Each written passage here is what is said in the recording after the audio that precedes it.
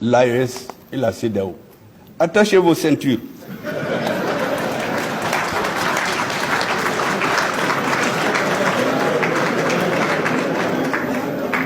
Jusqu'ici, nous étions en vol automatique. Maintenant, nous rentrons dans des zones de turbulence. Il faut donc bien attacher vos ceintures. Mesdames et messieurs, comme nous le savons, la confédération de l'AES a été mise sur les fonds baptismaux le samedi 6 juillet 2024 à Niamey. Et l'acte constitutif de la confédération a été paraphé par les éminents dirigeants de nos trois pays, le Burkina Faso, le Mali, le Niger, leur Excellence, le capitaine Ibrahim Traoré, le colonel Assimi Goïta, le général de brigade Adraman Tchani.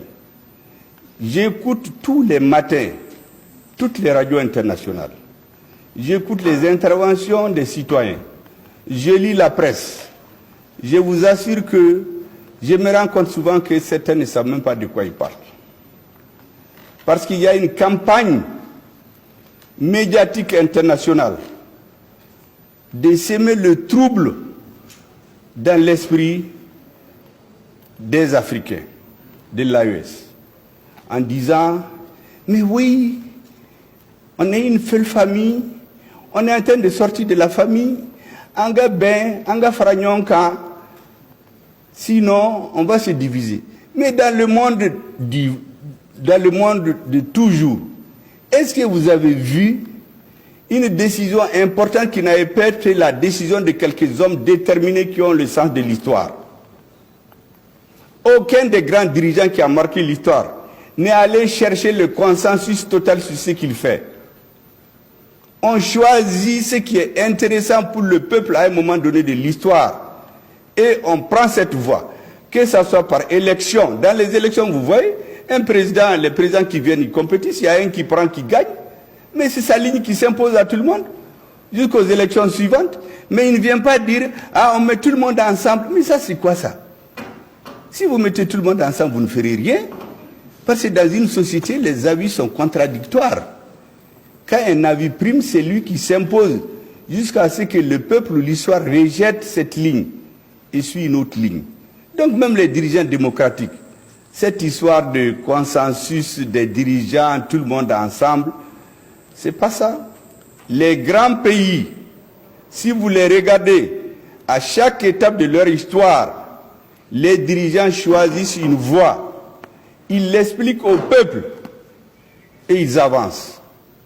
Si c'est à travers des élections, si ça ne marche pas, on les enlève. Si c'est d'autres voies, on trouve les moyens de les enlever.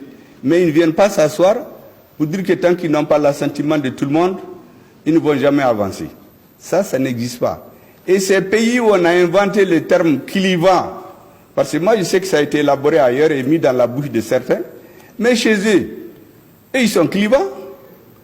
Chez eux, les dirigeants font ce qu'ils ont dit au peuple, avec quoi d'autres n'étaient pas d'accord, jusqu'à ce qu'ils réussissent ou ils échouent. Et donc les dirigeants de l'AES ont fait un choix au nom de leur peuple. Notre rôle, c'est de l'expliquer à nos peuples, convaincre de la justesse de notre choix et espérer que l'histoire nous donne raison. Et je suis sûr qu'on aura raison. Si l'histoire montrera le contraire, les peuples tireront les conclusions. C'est pour cela que lorsque j'écoute tous ces discours, je me dis, mais il faut quand même donner quelques éclaircissements aux uns et aux autres. Les dirigeants maliens, burkinabés, Niger, ne se sont pas levés comme ça pour quitter les casernes, venir dire qu'ils sont au pouvoir. Mais au Mali, on n'avait plus de pays. Les 80% de notre pays étaient occupés par les terroristes. Ce n'est que dans la capitale qu'on voyage, on fait des meetings, on fait des cravates, mais alors il n'y avait rien. Moi, depuis 2014, je ne peux pas aller dans mon village. Il y a des chefs de parti qui demandent des élections, mais ils ne peuvent pas aller chez eux, faire des élections. Mais le peuple a dit que ça suffit. Il a manifesté pendant des mois. Et l'armée malienne est venue délivrer le peuple malien. Donc les militaires maliens ne se sont pas levés, quitté le front et venir prendre le pouvoir. Ça, c'est le Mali. Au Burkina, c'est une autre réalité. Là-bas, le système démocratique marchait. On a fait les élections. Il y a un président qui est là, une assemblée normale, tout fonctionnait. Mais c'est l'insécurité encore. Les citoyens ne vivaient pas. Finalement, ils se sont révoltés. Donc c'est le résultat d'une insurrection militaire qui a mis fin à ce qu'ils appellent le régime démocratique. Au Niger, c'est l'illustration la plus éclatante, où vous aviez un président qui dit à son armée, il ne faut pas vous battre, vous êtes trop faible, vos adversaires sont plus forts que vous. Mais en période de guerre, ça c'est intelligence avec l'ennemi. Ça c'était le Niger. On tuait les gens par milliers. On ne pouvait pas même pas manifester. Vous vous rappelez quand Barkhane a quitté ici, les Nigériens qui ont voulu dire non. Mais le meneur de la contestation, on l'a tué, on l'a brûlé dans sa voiture, personne n'en parle jusqu'à aujourd'hui. On a terrorisé les Nigériens. Ils étaient obligés d'être cloîtrés chez eux. Vous sortez votre tête, on fracasse. On continue à tuer les militaires. La population était désarroi.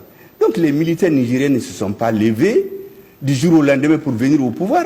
C'est pour délivrer ce peuple-là, qui ne pouvait plus parler, qui ne pouvait plus agir. Et donc nos présidents, ils ne sont pas, entre parenthèses, démocratiquement élus, avec souvent des pourcentages qui font honte, mais ils sont le produit de la volonté populaire, des souffrances de leur peuple et de leurs exigences.